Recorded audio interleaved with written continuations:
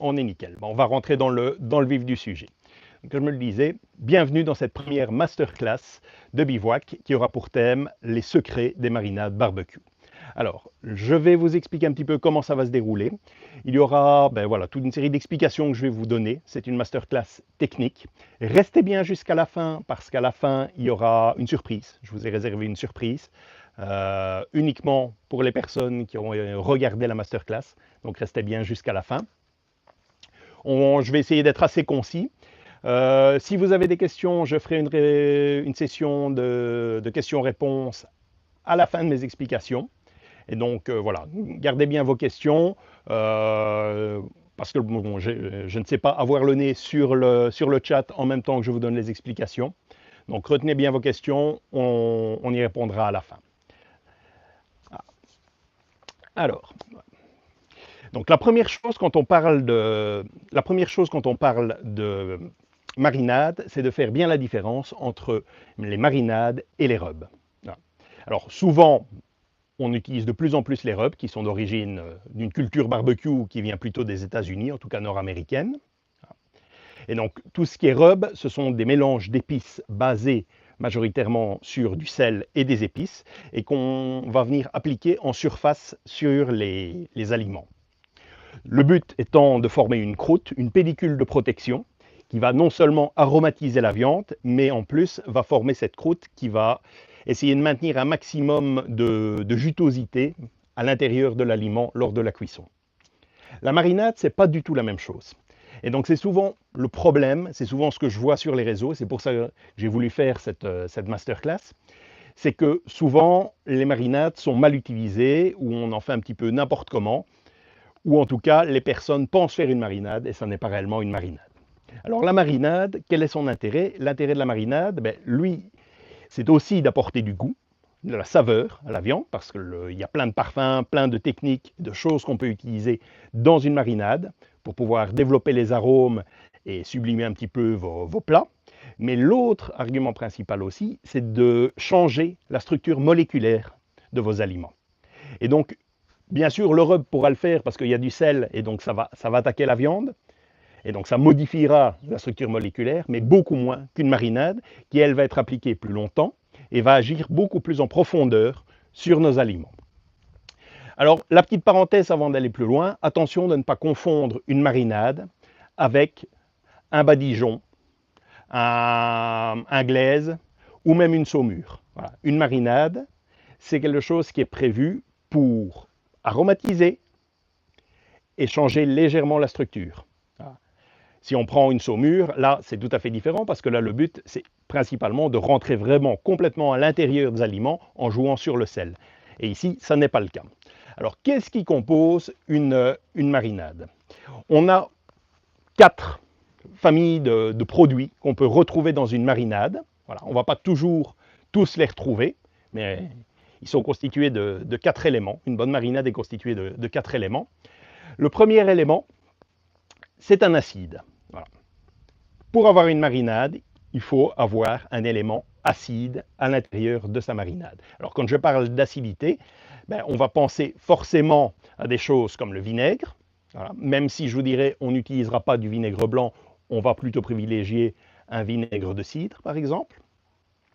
Le citron c'est un acide, mais également tout ce qui est bière, vin, ou alors les yaourts. Voilà, tous les produits laitiers ont une base acide.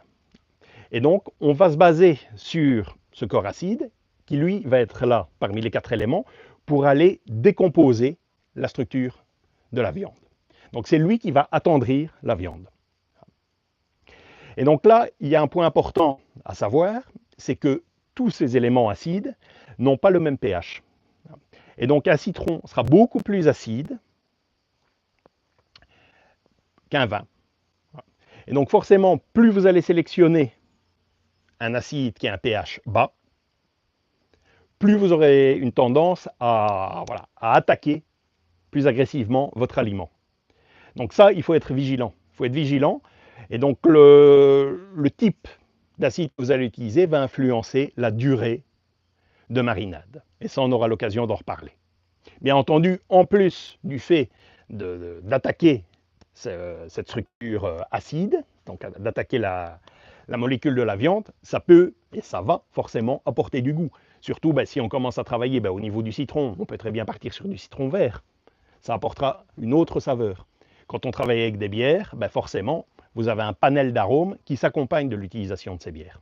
Et donc ça, c'est très important, quand vous créez votre marinade, de vous dire, je vais peut-être d'abord sélectionner l'arôme que je vais apporter, et en fonction de ça, vous allez sélectionner le produit que vous allez utiliser, le vin, la bière, voilà, le citron. Ou, si vous voulez quelque chose de plus neutre, petite parenthèse, moi j'utilise souvent le vinaigre de riz, le vinaigre japonais, qui lui n'apportera quasiment pas de saveur. Par contre, il a une base acide. Voilà. Alors ne vous inquiétez pas, toutes ces valeurs, vous aurez l'occasion de pouvoir les retrouver. On en reparlera à la fin de la masterclass. Le deuxième élément constitutif d'une marinade, c'est le corps gras. Et donc au niveau des corps gras, on va forcément penser aux huiles. Et donc c'est là où va intervenir justement le facteur où je vois le plus d'erreurs quand on utilise une marinade.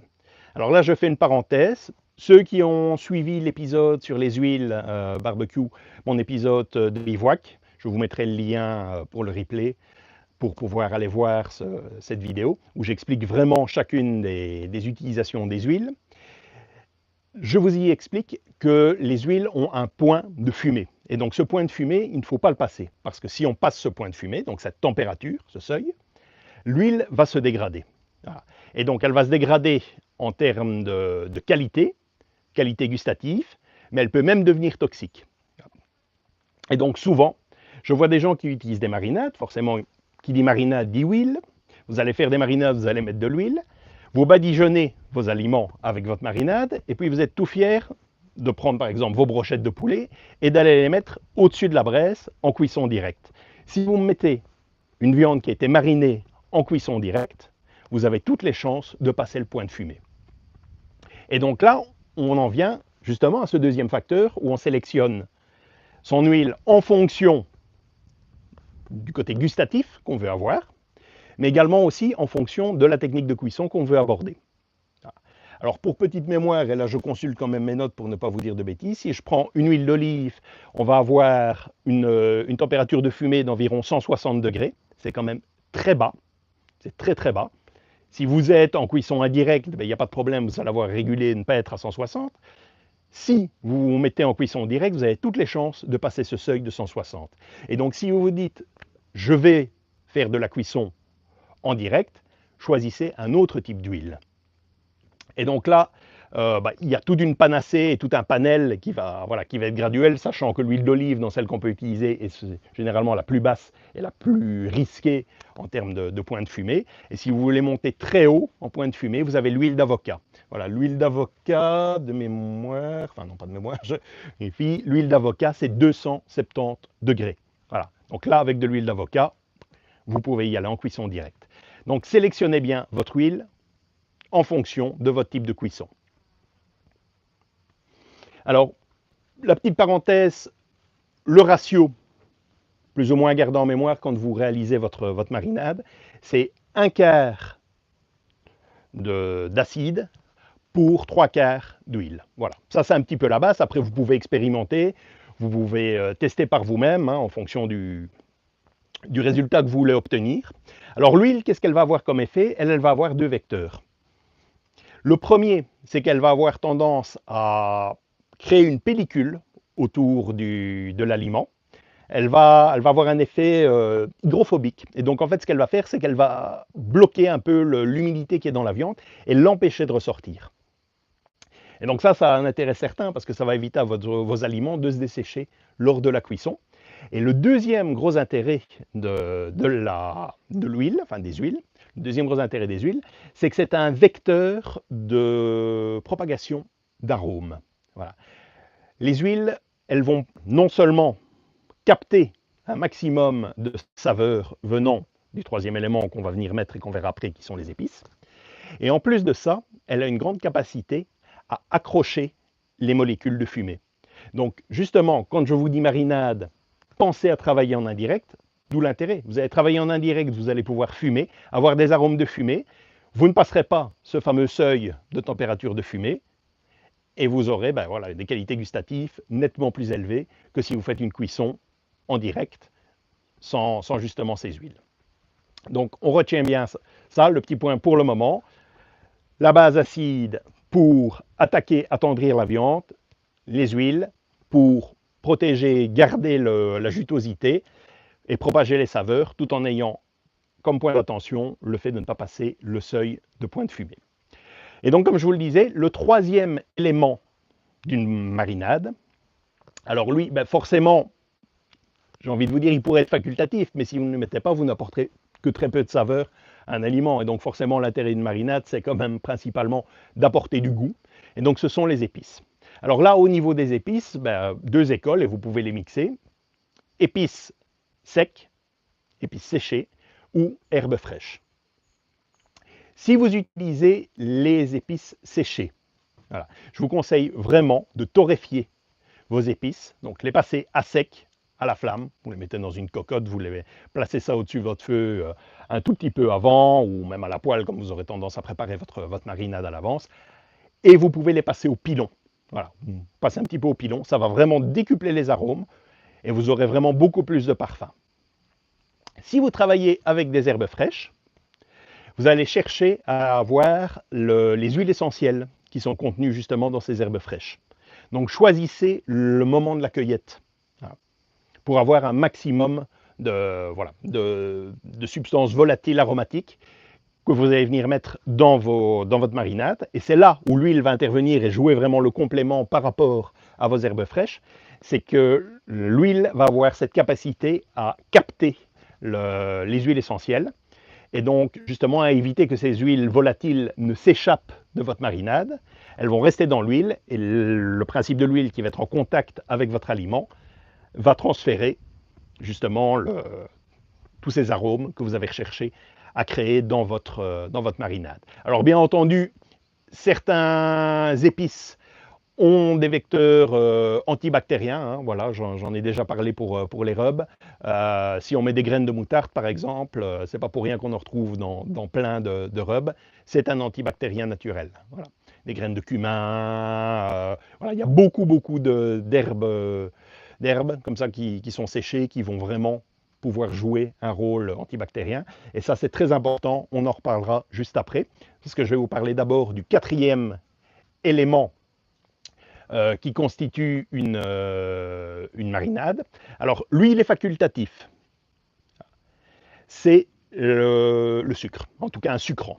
Et donc, quand je dis sucre, ben là, on peut imaginer un petit peu tout, hein, des sucres blancs, des sucres de canne, du miel, très souvent utilisé le miel dans les marinades, du sirop d'érable, de la mélasse, voilà. Mais là, de nouveau, on a un point d'attention très important à avoir au niveau des sucrants. Alors, au niveau de ces sucres, il y a deux choses. La première chose, c'est qu'on a une température de caramélisation. Et donc, c'est quand on va avoir ce seuil de caramélisation.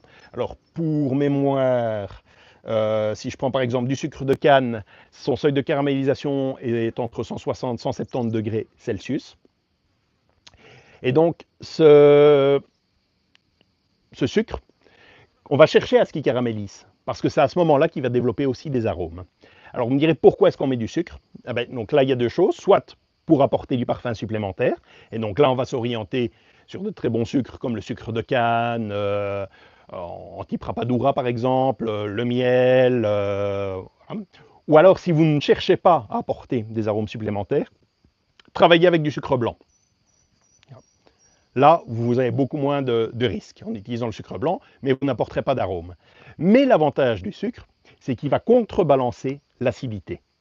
Parce qu'on n'oublie pas qu'on a mis notre acide pour attaquer les molécules et attendrir les aliments, mais forcément au palais,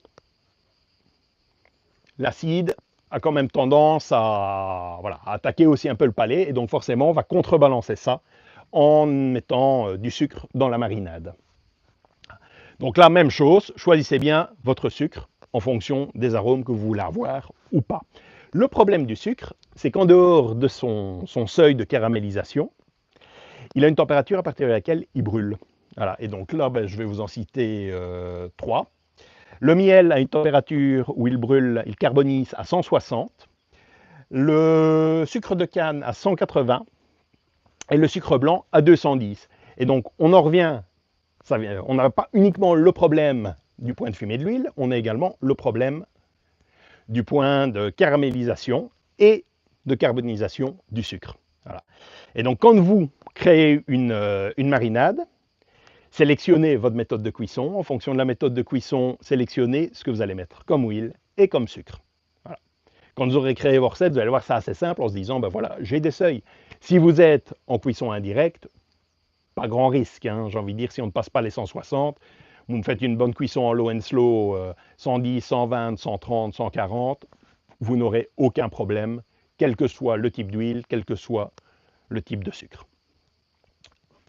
Alors, il y a une chose dont on n'a pas parlé quand on parle épices, et donc là, je le mets un petit peu entre parenthèses, parce qu'on le mettra ou on ne le mettra pas en fonction de ce qu'on veut avoir comme résultat, c'est le sel. Voilà. Parce que le sel, effectivement, on a tendance à le mettre souvent à ressaler après la cuisson. Le sel a aussi une capacité à attaquer les molécules.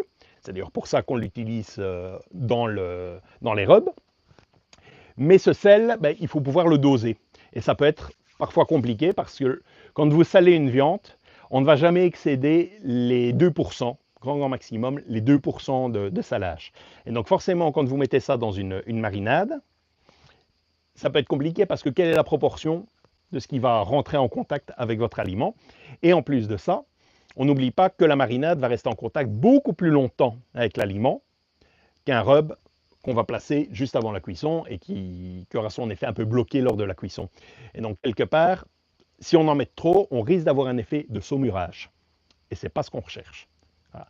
Donc, il faut être vigilant. Et l'autre point où il faut être vigilant, c'est qu'on aura peut-être utilisé, par exemple, des produits comme de la sauce soja dans notre marinade. C'est assez courant dans les marinades asiatiques.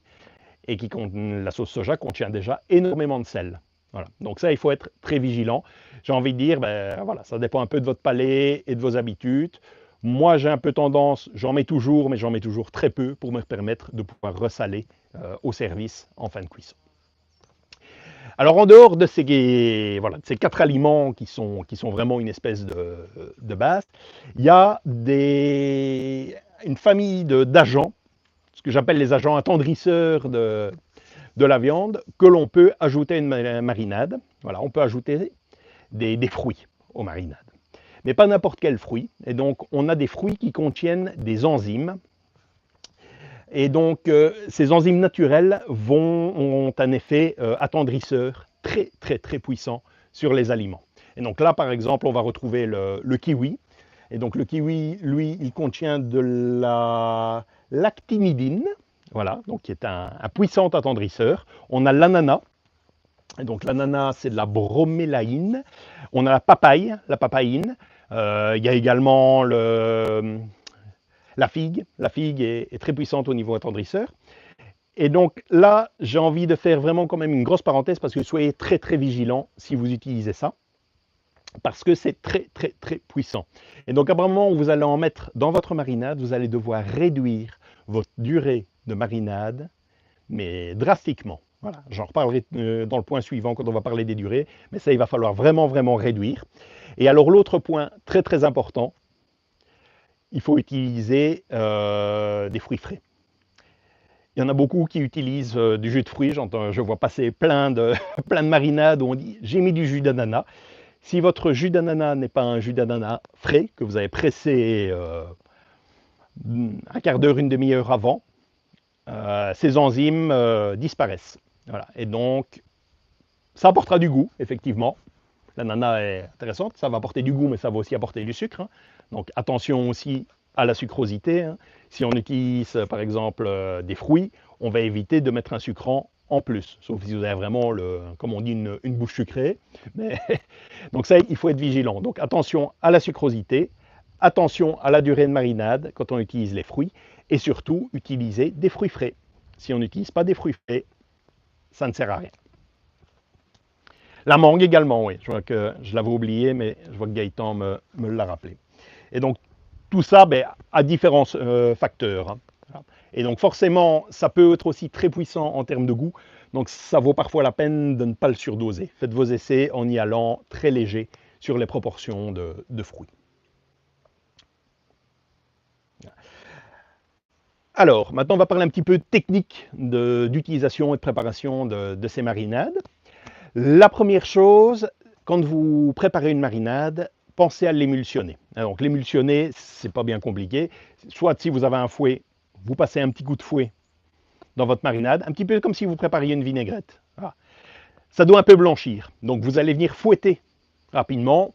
Moi, souvent, je le fais avec une fourchette. Hein. Je viens vraiment passer ça très rapidement. Et donc, vous allez voir, l'huile va blanchir légèrement. Et donc, pourquoi? Parce qu'on cherche déjà à casser un peu les molécules aromatiques pour qu'elles partent un maximum dans l'huile. Et on cherche aussi à diffuser un maximum les acides dans l'huile. Il ne faut pas oublier que l'huile, je vous ai dit une proportion de 3 pour 1. Donc, c'est quand même le liquide le plus important de votre marinade. Et donc, vous ne tenez pas à avoir un endroit où il n'y aura que le vinaigre, qui naturellement, si vous le mettez comme ça, ne se mélangera pas. Et le reste, vous avez l'huile. Quand vous allez venir mettre ça en contact avec votre aliment, vous pourriez risquer d'avoir des aliments qui seront juste en contact avec la base acide. Et donc, si l'aliment est en contact uniquement avec l'acide, il va être beaucoup plus attaqué et il n'aura pas les arômes et l'effet global de la marinade. Donc, on pense à émulsionner, ça prend 3 secondes, mais il faut absolument le faire. La deuxième chose, c'est le temps de marinade. Voilà. Alors, plus votre aliment est un aliment aux fibres denses, plus la durée sera longue. Si on part par exemple sur du bœuf, on va plus ou moins compter entre 4 et maximum 24 heures. On n'excédera pas les 24 heures, souvent on sera plutôt entre les 4 et 12 heures.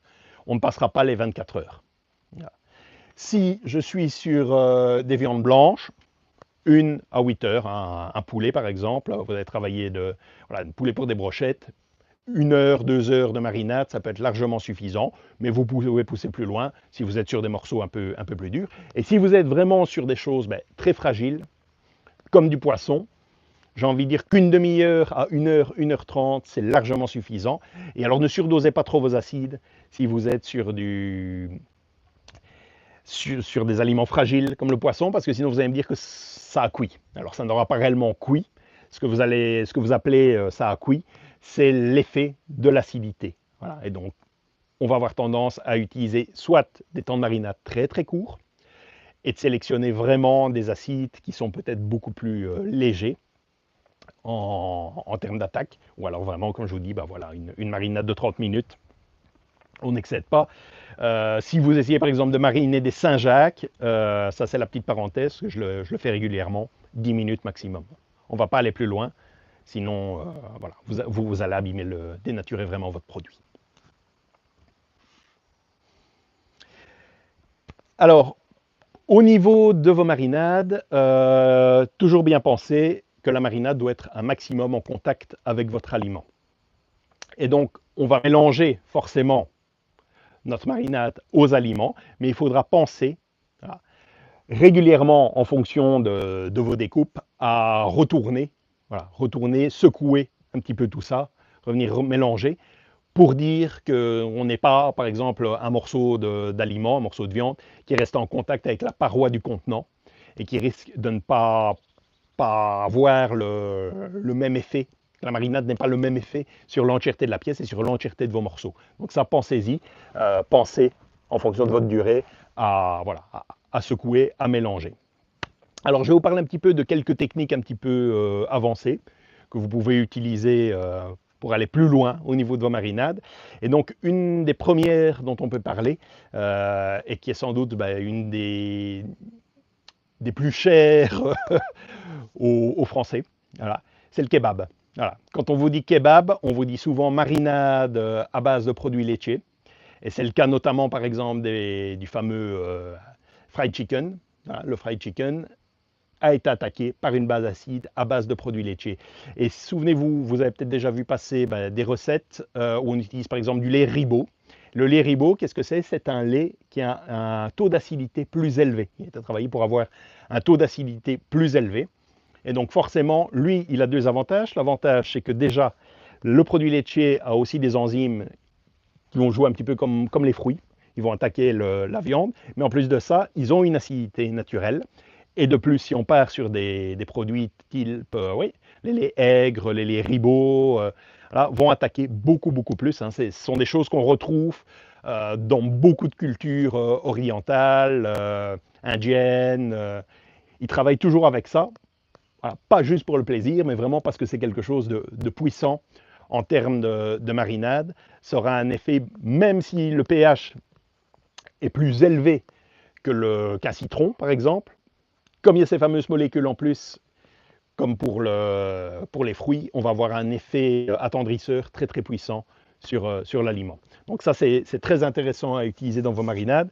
En plus, les produits laitiers ont tendance à coller fortement aux aliments, même plus que les huiles. Donc forcément, combiné aux huiles, on va vraiment avoir une marinade voilà, qui attache, qui adhère, et donc qui forcément en plus va avoir l'avantage de coller vos épices aux aliments. Et donc ça, c'est très intéressant pour quand on passera à la cuisson. Alors,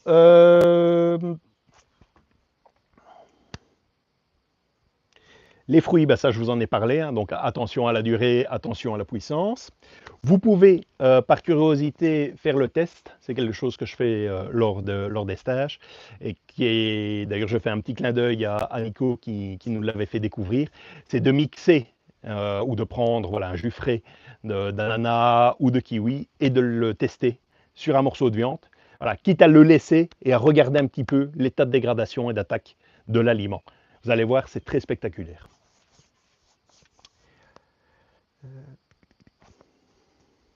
Alors, le dernier point au niveau des techniques avancées, c'est le sous-vide. Voilà. Si vous voulez gagner en temps et en puissance d'effet d'une marinade, utilisez une sous-videuse. Alors, le premier avantage de l'utilisation de la sous-videuse, c'est que ça va coller votre marinade sur l'intégralité de l'aliment. En plus de ça, la compression-décompression du sous-vide va avoir tendance à ouvrir les fibres de l'aliment, ce qui va permettre à la marinade de pénétrer plus en profondeur et donc forcément plus rapidement dans l'aliment. Alors maintenant, ce qu'on trouve sur des sous-videuses plus récentes, on commence à trouver des fonctions infusion. Je ne sais pas si vous avez déjà eu l'occasion de voir ça. Ce système-là, en fait, ça va faire, c'est qu'on va à chaque fois simuler une mise sous vide et ça va créer des cycles. Et donc vous allez voir en fait votre machine sous vide va pomper l'air. D'un coup, elle va relâcher la pression. Et donc les fibres vont s'ouvrir, ça va pouvoir rentrer, ça va recommencer. Et elle va faire ça pendant 4-5 cycles. Voilà. Et donc l'effet d'une utilisation, d'une extraction comme ça, d'infusion sous vide, ça va facilement vous diviser votre temps de marinade par 5. Vous utilisez ça sur une viande blanche, sur un poulet. Faites 2-3 cycles comme ça. Vous n'avez même plus besoin de laisser votre viande à mariner. Elle est prête à être utilisée. Donc ça, c'est très intéressant. Alors, autre point très important qu'on doit aborder, c'est la sécurité sanitaire. Voilà. Parce que autant un rub appliqué sur une viande, on a l'effet du sel, on est à sec. Et donc le sel va avoir tendance, lui, à pomper l'humidité, à protéger. C'est un conservateur naturel. Une marinade, le problème, c'est qu'elle va se mélanger au sucre, au sang, au jus de la viande, au jus des aliments. Et donc, on va créer un foyer qui peut être propagateur de bactéries. Et donc, la première chose à faire, et ça, c'est absolu, je ne vous le répéterai jamais assez, je veux vraiment que vous l'entendiez, une marinade se pratique au frigo, voilà, au réfrigérateur. Dès que vous avez mis vos aliments dans la marinade, c'est direction le frigo, 4 degrés maximum. On peut être plus bas, mais pas plus de 4 degrés, parce qu'on ne tient pas à développer des bactéries. Il ne faut pas oublier que vous allez après utiliser votre viande, la ressortir, seulement peut-être monter vos brochettes, autres. Donc il faut être très vigilant par rapport à ça. Le deuxième point important, je vais juste me permettre de prendre un petit peu d'eau, parce que c'est un peu le cagnard ici, je vais quand même passer les 30 degrés.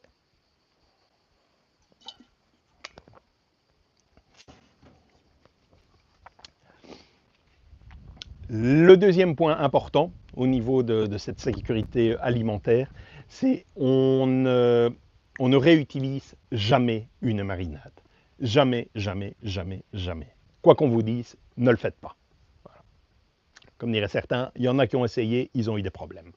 Et donc, ça veut dire que vous utilisez une marinade, si elle est en contact avec l'aliment, hein, si elle est en contact avec l'aliment, vous ne l'utilisez pas après.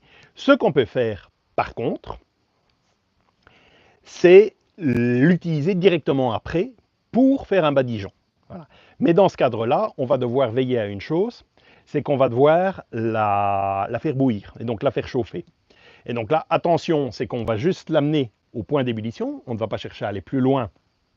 Donc on va essayer d'arriver à nos 100 degrés. Voilà. Maximum, on n'ira pas plus loin, parce que sinon, vous vous souvenez, température de fumée, problème de caramélisation. Donc on va essayer de maintenir cette température basse très rapidement. Ça va permettre aussi d'avoir une évaporation, de pouvoir un petit peu gagner en texture. On peut y ajouter après un peu plus de sucrosité ou éventuellement des agents épaississants, hein, un petit peu de fécule de maïs ou autre. Et donc là, vous allez pouvoir avoir votre badigeon à venir rajouter ou éventuellement une base de sauce, mais qui sera consommée et utilisée directement dans la foulée et surtout qui aura été ébouillanté. Alors moi, je ne conseille... On peut voir parfois des gens qui disent oui, mais bon, si on l'a bouillanté, on pourra la réutiliser. Ne jouez pas à ça. De toute façon, vous n'aurez plus les mêmes qualités aromatiques. Par contre, ce que vous pouvez faire, c'est préparer plus de marinade. Donc, on prépare à l'avance. Une marinade peut être préparée, se conserver au frigo pendant 1 à 5 jours, sauf les marinades à base de produits laitiers. Ça, on va éviter. Mais pour les autres, voilà, 3-5 jours au frigo, il n'y aura pas de souci. Et sinon, ce qu'on peut faire, c'est tout simplement, voilà, vous en faites des petits blocs de glace hein, dans des récipients, et hop, direction le congélateur. Et comme ça, vous avez des marinades utilisables à la minute, enfin à la minute, le temps de décongélation bien sûr, mais qui pourront être utilisés par la suite. Alors, ça me fait penser que je ne vous ai pas parlé des contenants. Alors, quand on utilise des contenants pour marinade, je vais vous conseiller 2 contenants principaux. Le premier, ce sont les récipients en verre. Pourquoi? Parce qu'on a quand même des produits qui attaquent. Hein. Une marinade, c'est mordant. Et donc, évitez les plastiques parce que vous risquez d'abîmer vos plastiques et vous ne connaissez pas forcément la qualité de chacun de vos récipients en plastique, sauf que vous avez vraiment des produits de marque. Voilà, je ne citerai pas les marques, mais voilà, bien habitués. Mais évitez, utilisez des récipients en verre. Sinon, ce que vous pouvez utiliser, parce que là, ce sera un usage unique et c'est quand même prévu nettement plus pour tenir et des produits agressifs, ce sont les sachets de congélation type zip, voilà, qui là ont quand même, voilà, eux ont une épaisseur, ce sera une utilisation une seule fois et puis on les jette de toute façon. L'avantage de ça, c'est que c'est très facile pour mélanger. Vous avez mis votre marinade, vous mettez vos aliments, vous fermez, et quand de temps en temps, vous venez un petit peu secouer la poche. Voilà. Et ça, c'est très, très intéressant. Alors, avant de passer à la question, aux questions-réponses, je vais vous parler un petit peu ici de ce que je vous ai préparé. Alors, bien sûr, je vous ai dit, cette masterclass est complètement gratuite. C'est du contenu que normalement je réserve vraiment à mes abonnés aux formations ou alors à mes stages. Lors de mes stages, j'aborde ce genre de sujet. Et voilà, si ça vous a plu, il ne faudra pas hésiter à me dire parce que je pourrais refaire d'autres masterclass. Mais je voulais aborder quand même pas mal de sujets ici avec vous et je trouve intéressant que vous puissiez mettre ça en pratique. Il y a quand même pas mal de données techniques. Et donc, j'ai pris ici tout le début de la semaine. Voilà, j'ai bossé pendant 3 jours dessus. Je vous ai créé un livret, un fascicule, qui reprend tout ce que je vous ai dit et même bien plus, quoi. Il y a presque 30 pages. Voilà, il y a vraiment beaucoup de contenu. Je vous y ai intégré tous des tableaux avec les différents types d'acides, les différents types de sucre, avec leurs points de fusion, enfin de caramélisation, comment les assembler. Je vous ai créé des recettes en fonction des différents aliments, voilà, pour vous donner des bases de création. Et donc, voilà, ce petit livret, je vais le vendre. mais comme vous avez fait l'effort d'assister à la masterclass et que vous êtes voilà, des fidèles, ou en tout cas vous êtes en bonne passe de le devenir, pour ceux qui nous ont rejoints ici, ce livret, normalement, je le vends à 45 euros. Et pour vous, je vais vous permettre de l'acquérir à 15 euros. Je vais vous mettre tout de suite le lien ici dans le chat. Hop, un petit instant, le temps que j'aille vous coller ça. Hop. Voilà. Alors, il n'y a aucune obligation, hein. Voilà. Je voulais juste vous partager ça. C'est d'une offre qui ne sera valable que jusque dimanche soir. Tout simplement. L'autre chose que je tenais à vous dire, c'est que cette formation, pour le moment, enfin cette masterclass, sera en replay, mais uniquement pour les abonnés à Bivouac, voilà, au groupe Bivouac. Pour ceux qui ne le savent pas encore, Bivouac, c'est un groupe d'échange sur le barbecue, c'est totalement gratuit, donc venez nous rejoindre. Je vais vous mettre également le lien pour nous rejoindre dans Bivouac, et demain je vous mettrai le lien pour voir le replay de cette masterclass. S'il vous plaît, ne le partagez pas, on va vraiment essayer de le garder pour les gens qui sont dans le groupe. Par contre, n'hésitez pas à inviter des gens à nous rejoindre dans Bivouac pour pouvoir bénéficier de ce que j'essaye de vous offrir au quotidien.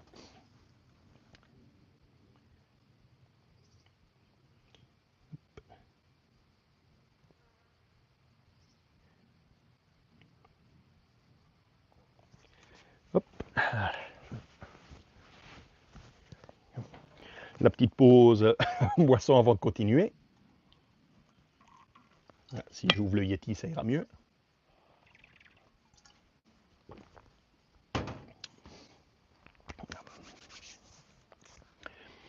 Voilà, donc ça, c'était un petit peu le point com. À savoir aussi que je vous réserve une autre surprise, mais qui arrivera la semaine prochaine.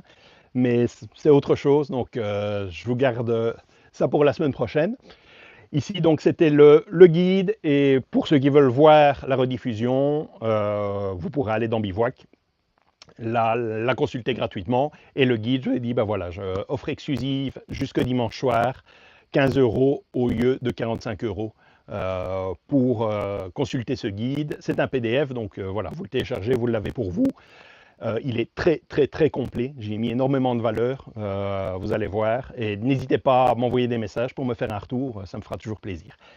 Ce que je voulais dire encore au niveau des marinades, avant de passer aux questions-réponses, c'est surtout expérimenter. Tout ce que je vous ai mis dans le guide, tout ce que je vous ai expliqué ici, ce sont des bases pour appréhender et savoir comment réaliser ces marinades. Maintenant, savoir laquelle fonctionnera le mieux par rapport à ce que vous attendez, par rapport aux épices que vous allez utiliser, ben, c'est uniquement en faisant des essais que vous pourrez atteindre vos objectifs. Pensez, quand je vous parlais au niveau des cuissons, attention aux techniques de cuisson, attention au seuil de température. Je ne le dirai jamais assez, utilisez un thermomètre.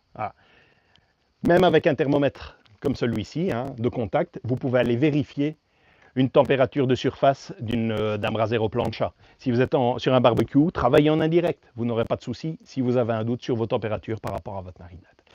Je vais passer aux questions-réponses, en tout cas s'il y en a. N'hésitez pas à envoyer vos questions sur le chat. Je vais les passer en revue et voir un petit peu s'il y a des choses que vous voulez dont on discute. Si j'arrive à l'ouvrir.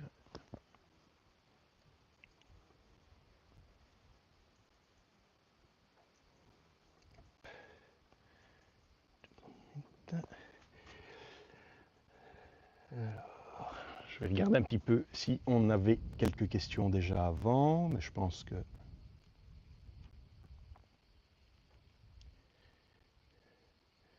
Non. Ah oui, voilà. Donc, première question, la courte durée pour les Saint-Jacques, est-ce que cela compte en général pour les poissons? Alors oui, mais pas au même ratio. Je l'ai noté d'ailleurs dans le guide. Pour les poissons, on va compter 30 minutes à 1h, 1h30 en fonction du poisson. Voilà. Une Saint-Jacques, là, on est vraiment sur les 10 minutes. Voilà. N'allez pas plus loin, 10 minutes, un quart d'heure, parce que vous avez toutes les chances de les abîmer. Souvent, ce que je fais, et ça, comme ça, je vous donne la petite recette pour les Saint-Jacques. Moi, j'utilise du mirin, donc le mirin japonais comme base acide, qui est justement beaucoup moins acide, qui va attaquer beaucoup moins. J'utilise du miel comme sucrant et j'utilise une huile d'olive coupée avec de l'huile de sésame. Parce que l'huile de sésame est géniale, mais souvent trop puissante. C'est pour ça que je la coupe avec de l'huile d'olive. Donc là, je suis vraiment avec tous des produits qui sont très très sensibles en termes de vecteurs de température. J'ajoute également du gingembre râpé comme épice. Et je fais une cuisson en indirect en me mettant sur une planche de cèdre. Voilà, souvent, c'est quelque chose que je vais faire à l'offset ou si j'ai pas d'offset, ben là, j'utiliserai vraiment la planche comme bouclier thermique. Et ça me permet, avec une marinade de 10 minutes, d'avoir un résultat vraiment au top. C'est voilà, c'est bluffant. C'est bluffant, bluffant. Franck, alors le sac de congélation, si on le lave, on peut l'utiliser plusieurs fois. J'ai envie de te dire oui, à condition que tu n'aies pas forcément fait enfin, que tu n'aies pas utilisé des acides trop puissants. Voilà. Si tu utilisais de la bière, du vin par exemple, où on a un pH qui est un peu plus élevé, donc qui attaque beaucoup moins, il n'y aura pas de problème. Le bel exemple, je dis toujours, quand vous regardez un plastique, pensez à la sauce tomate. Voilà. On a tous mis une sauce bolognaise dans un tupperware et on n'arrive plus à avoir le tupperware. Ça, c'est quoi? C'est l'acidité de la tomate qui l'a attaqué, qui a fait que le colorant naturel de la tomate a attaqué le plastique. Et donc, c'est ce que vous risquez avec votre marinade. Alors, est-ce qu'on peut associer une saumure et une marinade et dans quel sens? Alors, j'ai envie de te dire ce que tu peux faire. Dans ce cadre-là, il y a deux choses que tu peux faire. Donc, je vais toujours partir sur la marinade, vu que c'est le thème d'aujourd'hui. Ce que tu peux faire, c'est utiliser un saumurage. Voilà, donc, pour la petite histoire, pour ceux qui ne le savent pas, une saumure, ou un brine, comme on dit, là, c'est un mélange d'un liquide avec du sel. Voilà. J'en reparlerai sans doute dans une autre masterclass. Voilà. Là, on va vraiment chercher à remplacer l'humidité de l'aliment par le liquide qu'on apporte. Voilà. Et donc, vraiment empêcher le fait que cet aliment ne sèche lors de la cuisson. Et donc, j'ai envie de dire, si on fait ça, on n'utilisera pas la marinade. Ce qu'on va faire, c'est qu'on va utiliser plutôt un badigeon. Et donc, on va se lancer dans sa cuisson. Donc, on va faire sa cuisson comme on le veut dans ce cadre-là, parce que là, on peut très bien être en direct. Hein. Cuisson directe, cuisson indirecte. Et dès qu'on a fait notre saisie, on va passer en zone indirecte et là, on va commencer à utiliser notre badigeon. Badigeon qui peut être sensiblement identique à la marinade, mais où on n'aura pas forcément utilisé une base acide pour dire d'attaquer avec l'acidité. Vous pouvez quand même avoir mis du citron pour le goût du citron, mais ça n'aura pas le temps d'aller attaquer. Et puis de toute façon, vous avez tellement imprégné votre aliment que la base acide, en tout cas la marinade, n'aura plus cet effet escompté. Et alors on évitera de toute façon tout ce qui est fruits, hein, les fameuses enzymes. N'allez pas essayer d'attaquer et d'attendrir une viande que vous avez en plus saumurée, parce que ça ne va plus ressembler à une viande. Voilà. Ce qu'on peut faire par contre, c'est utiliser d'abord la marinade, et puis après venir appliquer un rub. Ça peut se faire. Voilà, dans les limites du possible, en disant également, ou là, dans ce cadre-là, ne salez surtout pas votre marinade parce que vous allez amener un rub qui va être puissant. Pensez aux arômes, mais ça pourrait très bien se faire. Alors, solution hybride saumure-marinade, je pense que j'ai un peu réfléchi, enfin expliqué. Solution qui n'est pas une marinade, parce que ça je l'ai souvent vu, c'est je prends de l'huile, je prends un rub, je fous du rub dans mon huile, je secoue. C'est pas une marinade, hein, on est bien d'accord. Alors, Gaëtan, ça, je ne vais pas trop y répondre, hein, ta question. On va éviter. Voilà. Je ne sais pas. Voilà, si vous avez d'autres questions, on peut encore rebondir. Il nous reste encore un petit peu de temps. Surtout, expérimentez. Hein. Expérimentez vraiment un maximum. Faites-moi un retour. Ça me fera plaisir. Partagez vos réalisations, Bivouac est là pour ça. Allez dedans. Je fais la petite parenthèse par rapport à Bivouac. Voilà, c'est votre page, c'est votre groupe. Venez avec ce que vous voulez. Il y a pas de souci, et c'est pas parce que voilà, vous n'êtes pas un pro du barbecue, on est là pour avancer, pour discuter, pour partager. N'hésitez pas à venir montrer vos réalisations et à poser des questions hein, aussi. Il y aura toujours bien l'un ou l'autre, si je ne suis pas disponible, qui pourra vous répondre. Voilà, j'espère que ça vous a plu. On se retrouve demain pour le quiz, hein, n'oubliez pas, ça, le rendez-vous est donné. Je vous mets le replay disponible sur le groupe Bivouac. Pour ceux qui ne font pas encore partie de Bivouac, n'hésitez pas à le rejoindre. Et comme je vous l'ai dit, l'offre exclusive pour le guide, disponible jusque dimanche soir via le lien que je vous ai partagé dans le chat. Je le rajouterai également en dessous du replay. Je vous souhaite à tous une belle soirée, une belle session, une belle saison barbecue, vu que le soleil bat son plein. J'espère qu'il le bat également chez vous. Et à bientôt pour de prochaines aventures. Ciao les amis.